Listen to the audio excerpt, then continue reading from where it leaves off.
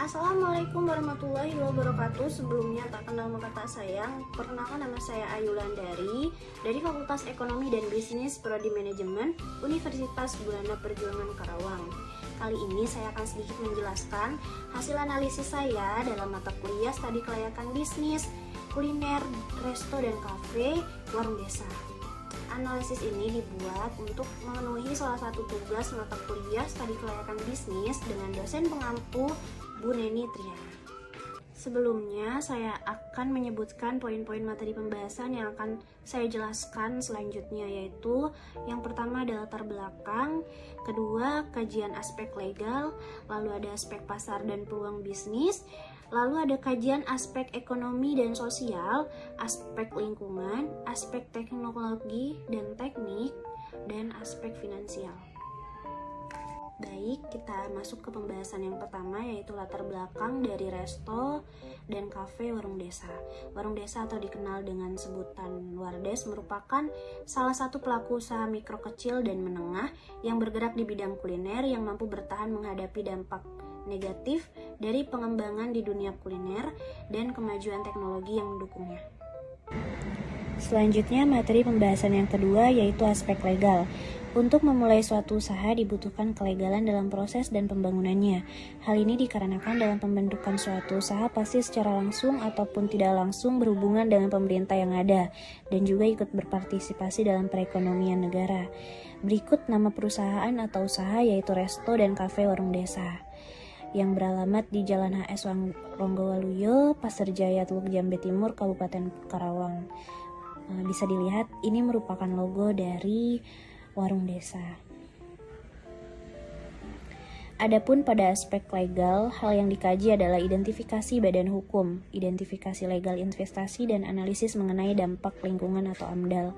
Untuk membuat badan hukum usaha kuliner resto dan kafe Warung Desa, membentuk suatu CV, maka kuliner, resto, dan kafe Warung Desa harus melengkapi beberapa macam surat izin seperti surat izin gangguan atau HO, tanda daftar perusahaan atau TDP, surat izin usaha perusahaan atau SIUP, nomor pokok wajib pajak atau NPWP, surat izin domisili kekelurahan, akta pendirian CV, dan keterangan halal ke MUI.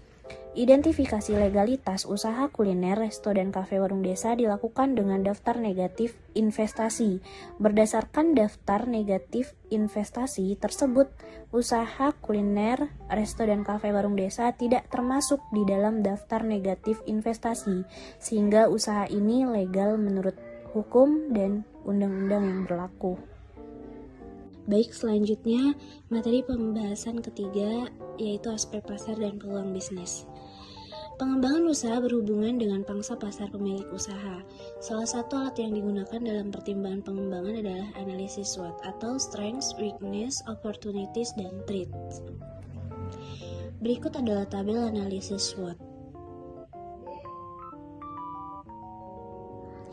Berdasarkan hasil analisa pada tabel di atas, faktor-faktor kekuatan atau strength mempunyai nilai skor 2,55, sedangkan faktor-faktor kelemahan atau weakness mempunyai nilai skor 0,81 sekian. Berarti resto dan kafe Warung Desa mempunyai kekuatan yang lebih besar dibanding dengan faktor kelemahan. Oleh sebab itu, dengan kondisi seperti ini, resto dan kafe Warung Desa seharusnya sudah cukup mampu bersaing dengan kafe lainnya yang berada di sekitar lokasi usaha. Selanjutnya masuk ke pembahasan yang keempat, yaitu kajian aspek ekonomi dan sosial. Dalam aspek ekonomi, hal yang dilihat adalah bagaimana kontribusi suatu usaha terhadap lingkungan sekitar. Seperti yang pertama, memberikan kesempatan kerja bagi masyarakat. Yang kedua, menggunakan sumber daya lokal. Yang ketiga, menghemat devisa. Yang keempat, menambah pendapatan sosial.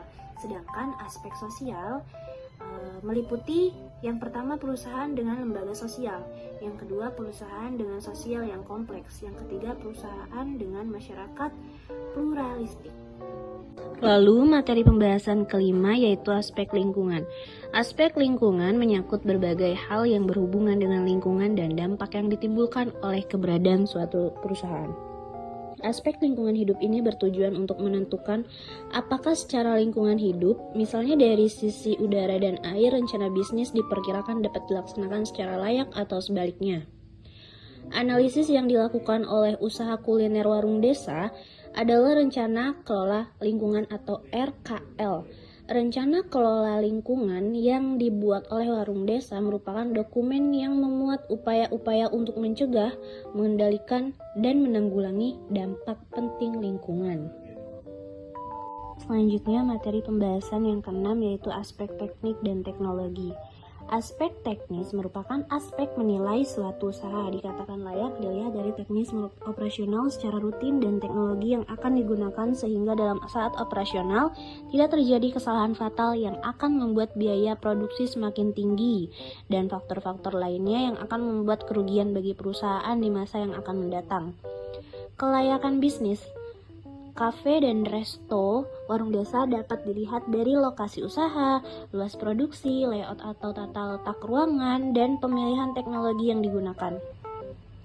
Jika dilihat dari teknis lokasi, restoran ini layak dijalankan karena berada di pinggir jalan raya, juga berada di sekitar tempat tinggal masyarakat, serta tempat tinggal kontrakan mahasiswa, dan dekat dengan universitas yang berada di Karawang.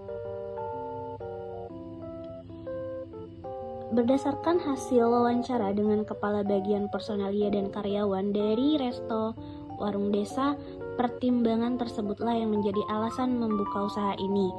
Untuk kesesuaian luas produksi yang dipertimbangkan adalah bagaimana kapasitas untuk peralatan serta layout dari tata letak, apakah mampu menghasilkan kinerja yang lebih efektif dan efisien serta memperkecil tingkat kecelakaan kerja.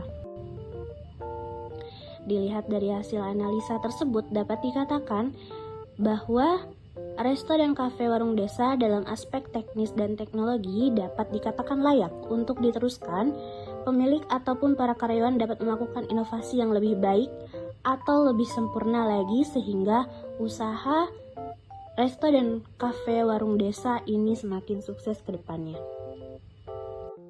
Baik, selanjutnya kita masuk ke materi pembahasan yang ketujuh sekaligus pembahasan yang terakhir, yaitu aspek finansial. Dilihat dari profitabilitas dan kemampuan menyediakan keuangan dengan segala konsekuensinya. Dalam penelitian ini berfokus pada analisis investasi, net present value atau NPV, lalu internal rate of return atau IRR, dan payback period atau PBP. Analisis investasi merupakan analisis modal yang harus dikeluarkan dengan estimasi pendapatan yang akan diterima. Net present value atau NPV adalah hasil selisih penerimaan dengan pengeluaran yang sudah dilakukan present value. Lalu NPV adalah nilai uang sekarang yang berasal dari sejumlah uang di masa yang akan datang dan dikonversikan ke sekarang dengan memakai tingkat bunga terpilih. Internal rate of return atau IRR adalah tingkat bunga yang menggambarkan nilai bersih sekarang, atau NPV sama dengan jumlah semua investasi usaha. Selanjutnya, payback period atau PBP adalah investasi yang menjelaskan lamanya waktu yang diperlukan agar dana yang digunakan untuk berinvestasi kembali ke semuanya. Dalam analisis ini diasumsikan lama periode waktu direncanakan selama 5 tahun. Lalu di sini ada tabel kebutuhan modal investasi. Yang pertama, bangunan dengan harga 300 juta. Total harganya pun 300 juta. Selanjutnya ada barang pendukung lainnya dengan harga 200 juta dan total harga 200 juta. Total biaya 500 juta yang dimana 500 juta ini merupakan total dari total harga bangunan dan barang pendukung lainnya. Lalu selanjutnya terdapat tabel hasil biaya per tahun, laba per tahun sebelum pajak, dan total laba per tahun sesudah pajak. Total biaya per tahun sebesar Rp1.349.697.143. Lalu total laba per tahun sebelum pajak sebesar Rp243.302.857. Lalu yang terakhir, total laba per tahun sesudah pajak sebesar 36% sebesar Rp155.713.829. Lalu selanjutnya ada tabel analisa net present value atau NPV.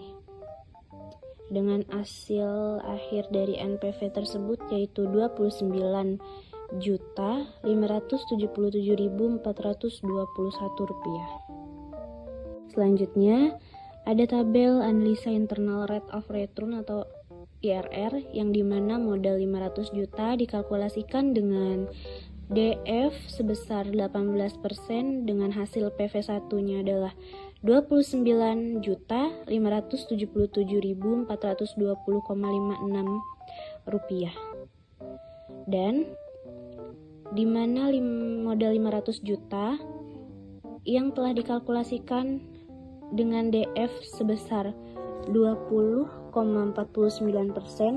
dengan hasil PV2-nya adalah 4.096,92 dan hasil IRR-nya adalah 20,494%. Lalu yang terakhir, tabel analisa payback period atau PBP, yang dimana modal investasi 500 juta dikalkulasikan dengan net 18%, lalu menghasilkan NPV dengan Rp29.577.420,56 dan PBP hitung PV-nya hasil akhirnya menghasilkan PBP 4,64. Jadi, kesimpulannya berdasarkan hasil penelitian keseluruhan aspek-aspek studi kelayakan bisnis kuliner resto dan kafe warung desa, maka terdapat beberapa kesimpulan yaitu berdasarkan aspek legalitas, aspek pasar dan peluang, aspek ekonomi dan sosial, aspek lingkungan dan aspek teknologi dan teknik, dan aspek finansial dari keseluruhan aspek-aspek tersebut dalam studi kelayakan bisnis pada resto dan kafe warung desa ini sudah layak untuk dilanjutkan bahkan dikembangkan. Baik, penyampaian materi dari hasil analisis telah saya sampaikan. Maaf bila ada kesalahan kata baik disengaja maupun tidak disengaja. Kurang lebihnya semoga bermanfaat. Sekian dan terima kasih. Wassalamualaikum warahmatullahi wabarakatuh.